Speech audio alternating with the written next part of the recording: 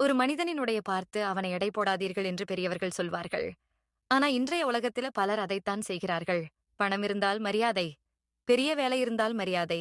ஆனா உழைத்து வாழும் ஏழை மனிதர்களுக்கு அவமானம். கேலி, ஒதுக்கி வைப்பது. அப்படித்தான் ஒரு நாள் கோவை ரயில் நிலையத்தில் நடந்த ஒரு சம்பவம். ஒரு மீன் வியாபாரியை பார்த்து முழு ரயிலும் முகம் சுளித்தது. ஆனா சில மணி நேரங்களுக்குப் பிறகு அதே மக்கள் அவரது கையை பிடித்து கண்ணீர் மல்க மன்னிப்பு கேட்டார்கள். அப்படி என்ன நடந்தது?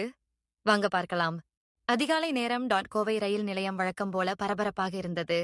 தேநீர் விற்கும் வியாபாரிகளின் சத்தம், பயணிகளின் பேச்சோன், ரயில் அறிவிப்புகள், எங்கும் கூட்டம். அப்போது சென்னை நோக்கி செல்லும் எக்ஸ்பிரஸ் ரயில் மெதுவாக நடைமேடைக்கு வந்தது. பயணிகள் அனைவரும் தங்கள் இருக்கைகளை தேடி அவசரமாக ஏற ஆரம்பித்தனர். அவர்களில் ஒருவர் 55 வயது மீன் வியாபாரி ராமசாமி. தலையில் பழைய துண்டு, பல வருட உழைப்பால் கருமையாக மாறிய முகம், கடின உழைப்பை காட்டும் கைகள், தோள்களில் 2 பெரிய மீன் கூளங்கள். அதை தூக்கிக் கொண்டு மெதுவாக ரயிலில் ஏறினார் ராமசாமி. அந்த கூளங்களில் அதிகாலையில் கடலில் பிடிக்கப்பட்ட புதிய மீன்கள் இருந்தன. அவற்றை சென்னை சந்தையில் விற்பதற்காக அவர் எடுத்துச் சென்று கொண்டிருந்தார். ஓஹோ! இன்னைக்கு நல்ல மீன் கிடைச்சிருக்கு. சென்னையில நல்ல விலை கிடைச்சா, வீட்டுக்கு போய் பொண்ணு கேட்டிருந்த மருந்து வாங்கலாம். பேரனுக்கு பள்ளிக்கூட ஃபீஸ் கட்டலாம். கடவுளே! இன்னைக்கு மட்டும் நல்ல வியாபாரம் ஆகணும். ரயில் கிளம்பியது. சில நிமிடங்கள் அமைதியாக சென்றது. ஆனால் மெல்ல மெல்ல மீன் கூளங்களில் இருந்து வந்த வாசனை பெட்டி முழுவதும் பரவ ஆரம்பித்தது. அவ்வளவுதான். சிலரின் முகம் உடனே மாறிவிட்டது. ஐயையோ! என்னங்க இது? மூச்சே விட முடியல. என்ன நாற்றம் இது? நான் இவ்வளவு காசு கொடுத்து டிக்கெட் வாங்கி வர்றேன். இப்படி ஒரு நாற்றத்துல உட்கார்ந்து போகணுமா? ரயில்வே அதிகாரிகள் கொஞ்சமாவது யோசிக்க மாட்டாங்களா? எல்லாரும் பயணம் செய்யற இடத்துல இப்படி மீன் கூளங்களோட வர்றவங்களை எப்படி அனுமதிக்கிறாங்க? சரிதான் சொல்றீங்க. எனக்கு வாந்தி வர்ற மாதிரி இருக்கு. என் குழந்தை கூட மூக்க மூடிக்கிட்டு உட்கார்ந்திருக்கு. அண்ணே, நீங்க கொஞ்சம் தூரமா போய் உட்கார முடியாதா? நாங்க குடும்பத்தோட பயணம் பண்ணிட்டு இருக்கோம். இப்படி இருந்தா ரொம்ப கஷ்டமா இருக்கு. தூரமா போய் உட்கார சொல்லுறீங்களே, இவரை சரக்கு பெட்டியில தான் அனுப்பணும். இது பயணிகள் பெட்டி. இங்க எல்லாரும் வசதியா வரணும். இப்படி மீன் கூட எடுத்துட்டு வந்தா எப்படி? ஒவ்வொருவரும் ஒவ்வொரு வார்த்தை பேச ஆரம்பித்தார்கள். சிலர் மூக்கை பிடித்தார்கள், சிலர் முகம் சுளித்தார்கள், சிலர் நேரடியாக அவமானப்படுத்தினார்கள். ஆனால் அவர்களுடைய வார்த்தைகளை விட ஒரு விஷயம் ராமசாமியை அதிகமாக காயப்படுத்தியது. அது அவர்கள் பார்த்த பார்வை. பரவாயில்ல. இது எனக்கு புதுசு இல்ல. எங்கே போனாலும் இதுதான். இந்த மீன் வாசனை தான். என் வீட்ல அடுப்பு எரிய வைக்குது. என் மனைவிக்கு மருந்து வாங்கித் தருது. என் பேரன் படிக்க உதவுது. அதனால இந்த வாசனைய நான் வெட்கப்பட மாட்டேன். இவங்க பேசட்டும். ராமசாமி அமைதியாக ஜன்னல் ஓரத்தில் அமர்ந்தார். அவரை சுற்றியிருந்தவர்கள் தொடர்ந்து முகம் சுடித்துக் கொண்டே இருந்தனர். ஆனால் இன்னும் சில மணி நேரங்களில் இந்த ரயிலில் நடக்கப் போகும் ஒரு சம்பவம் அதே மக்களை தலைகுனிய வைக்கப் போகிறது. அவர்களை மன்னிப்பு கேட்க வைக்கப் போகிறது. அப்படி என்ன நடக்கப் போகிறது? சில நேரங்களில் ஒரு மனிதனை பற்றி நாம் எடுக்கும் முதல் முடிவு முழுக்க முழுக்க தவறாகிவிடும். ரயிலில் இருந்த அந்த பயணிகளும் அப்படித்தான். மீன் நாற்றம் அடிக்கிறவன், இவனை ஏன் ரயிலில் ஏற்றினாங்க என்று அவமானப்படுத்திய அதே மக்கள் இன்னும் கொஞ்ச நேரத்திலே அவரையே நம்பி நிற்கப் போகிறார்கள். ஏன்னா, படிப்பு, பணம், பெரிய வேலை, இவைகளை விட முக்கியமான ஒரு விஷயம் இருக்கு. அது மனிதநேயம். ரயில் வேகமாக சென்று கொண்டிருந்தது. ஆனால் அந்த பெட்டியில் மட்டும் ஒரு விசித்திரமான அமைதி. ராமசாமி அமைதியாக ஜன்னல் ஓரத்தில் அமர்ந்திருந்தார். மற்றவர்கள் அவரை தவிர்த்து தங்களுக்குள் பேசிக் கொண்டிருந்தனர். சிலர் இன்னும் மூக்கை பிடித்துக் கொண்டே இருந்தனர். சிலர் அவரை பார்த்தாலே முகம் சுளித்தனர். என்னதான் சொன்னாலும் எனக்கு இது சரியா படல. நாம இவ்வளவு காசு கொடுத்து டிக்கெட் வாங்குறோம். கொஞ்சம் நிம்மதியா பயணம் பண்ணலாம்னு வர்றோம். ஆனா இப்படி மீன் கூட எடுத்துட்டு வந்து உட்கார்ந்தா எப்படி? இவருக்கு வேலை செய்ய உரிமை இருக்கு. சரி, ஆனா மற்றவங்களுக்கும் சுகமா பயணம் பண்ண உரிமை இருக்குல்ல? எனக்கு இன்னும் இந்த வாசனை தாங்க முடியல. நான் கூட அதையே நினைச்சிட்டு இருக்கேன். குழந்தை தூங்க கூட முடியல. ஆனா பாருங்க, இவர் எதுவுமே பேச மாட்டாரு போல. நாம எவ்வளவு பேசினாலும் அமைதியாதான் இருக்காரு. அதுவும் எனக்கு கொஞ்சம் ஆச்சரியமா இருக்கு. அவர்களுக்கு தெரியவில்லை. அமைதியாக இருப்பவர்கள் பல நேரங்களில் வாழ்க்கையில் அதிக கஷ்டங்களை பார்த்தவர்களாக இருப்பார்கள். நேரம் மெல்ல நகர்ந்தது. திடீரென்று ஒரு பெரிய சத்தம் கேட்டது. தாத்தா! ஐயோ என்று யாரோ அலறினர். அனைவரும் திரும்பி பார்த்தனர். ஒரு 70 வயது முதியவர் திடீரென்று மயங்கி கீழே விழுந்திருந்தார். ஐயோ, என்னங்க, கண்ணை திறங்க. என்னங்க, என்ன ஆச்சு? யாராவது வாங்க, என் கணவருக்கு உதவி பண்ணுங்க. தயவு செய்து வாங்க. அப்பா, அப்பா, என்னங்க இது? கொஞ்ச நேரத்துக்கு முன்னாடி நல்லா தானே இருந்தீங்க? யாராவது டாக்டரா இருக்கீங்களா?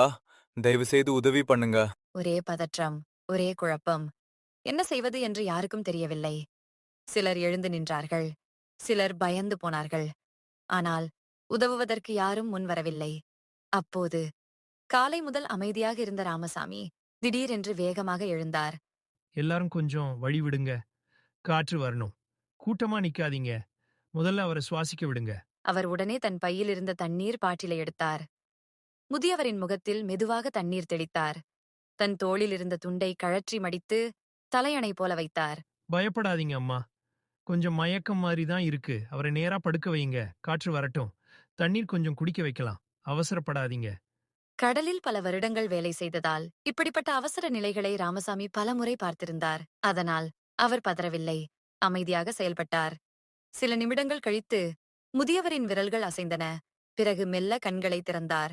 ஐயோ கடவுளே, கண்ணை திறந்துட்டாரு. என்னங்க, இப்போ எப்படி இருக்கு? நான் நல்லாதான் இருக்கேன். கொஞ்சம் தலை சுத்தியது. இப்போ பரவாயில்ல. முழு பெட்டியும் நிம்மதி பெருமூச்சு விட்டது. அந்த பரபரப்பு கொஞ்சம் குறைந்தது. அப்போது ஒரு சிறிய அழுகுரல் கேட்டது. அம்மா, எனக்கு ரொம்ப பசிக்குது. ஏதாவது சாப்பிட கொடுங்கம்மா. செல்லம், நம்ம சாப்பாடெல்லாம் முடிஞ்சுச்சு. அடுத்த ஸ்டேஷன் வரட்டும், அங்க வாங்கி தரேன். கொஞ்சம் பொறுத்துக்கோ. முடியலம்மா, வயிறு வலிக்குது. அந்த அம்மாவின் கண்களில் கண்ணீர் வந்தது. குழந்தை பசியில் துடிக்கிறது. ஆனால் கொடுக்க எதுவும் இல்லை. அப்போது மீண்டும் ராமசாமி எழுந்தார். அம்மா, இதுக்காக ஏன் கவலைப்படுறீங்க? குழந்தை பசியோட இருக்கக்கூடாது. என்கிட்ட சாப்பாடு இருக்கு. நான் வீட்ல இருந்து எடுத்துட்டு வந்தது. இது அவனுக்கு கொடுங்க. நான் கொஞ்சம் பசிச்சா பரவாயில்ல. ஆனா இந்த சின்ன பையன் பசியோட இருக்கக்கூடாது. ஐயோ வேண்டா அண்ணா, நீங்களும் நீண்ட தூரம் பயணம் பண்ணிட்டு போறீங்க. உங்களுக்கு என்ன செய்வீங்க? நான் பெரியவன் அம்மா. எனக்கு பசிய தாங்க தெரியும். ஆனா குழந்தைகளுக்கு முடியாது. அவன் முதல்ல சாப்பிடட்டும். அவர் தனது உணவு பொட்டலத்தை திறந்து சிறுவனிடம் கொடுத்தார். சிறுவன் ஆசையோடு சாப்பிட ஆரம்பித்தான். ரொம்ப நல்லா இருக்கு தாத்தா, நன்றி. அந்த ஒரு வார்த்தை ராமசாமியின் முகத்தில் பெரிய சிரிப்பை கொண்டு வந்தது. இப்போது அந்த பெட்டியில் இருந்த அனைவரும் ஒரே விஷயத்தை நினைத்துக் கொண்டிருந்தனர். காலை முதல் இவர்கள் யாரை அவமானப்படுத்தினார்கள்? இந்த மனிதனைத்தானே? அண்ணா, என்ன மன்னிச்சிடுங்க. நான் காலையில உங்கள பத்தி ரொம்ப தப்பா பேசிட்டேன்.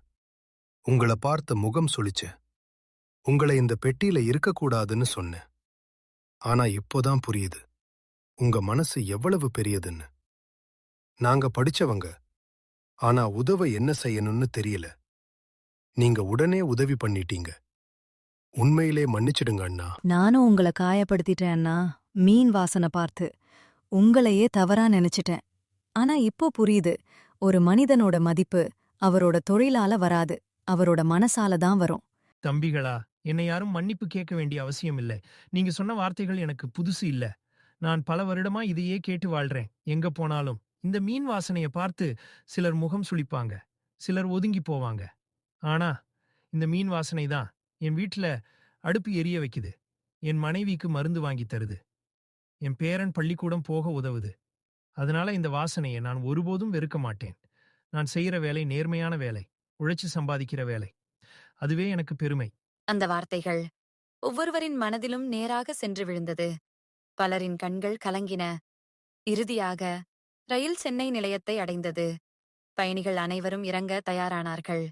காலையில ராமசாமியை திட்டிய அதே மக்கள் இப்போது அவரிடம் வந்து கைகுலுக்கினார்கள். அண்ணா, உங்களை சந்திச்சது எங்களுக்கு ஒரு பாடம். நாங்க இந்த நாளை மறக்க மாட்டோம். பாதுகாப்பா போயிட்டு வாங்க அண்ணா. இங்க இல்லன்னா என்ன ஆகியிருக்கும் தெரியல. நன்றி. ராமசாமி சிரித்தார். தனது 2 பெரிய மீன் கூளங்களையும் தூக்கிக் கொண்டு மெதுவாக நடக்க ஆரம்பித்தார். ஆனால் இந்த முறை யாரும் மூக்கை பிடிக்கவில்லை. யாரும் முகம் சுளிக்கவில்லை. யாரும் அவரை ஒதுக்கவில்லை. அனைவரும் மரியாதையோடு பார்த்தார்கள். ஒரு மனிதனினுடைய பார்த்து அவனை எடை போடாதீர்கள். அவரின் தொழிலை பார்த்து அவனை அவமானப்படுத்தாதீர்கள். ஏன்னா சில நேரங்களிலா நாம் சாதாரண மனிதன் என்று நினைப்பவர்தான் நமக்கு வாழ்க்கையின் மிகப்பெரிய பாடத்தை கற்றுக் கொடுப்பாரு.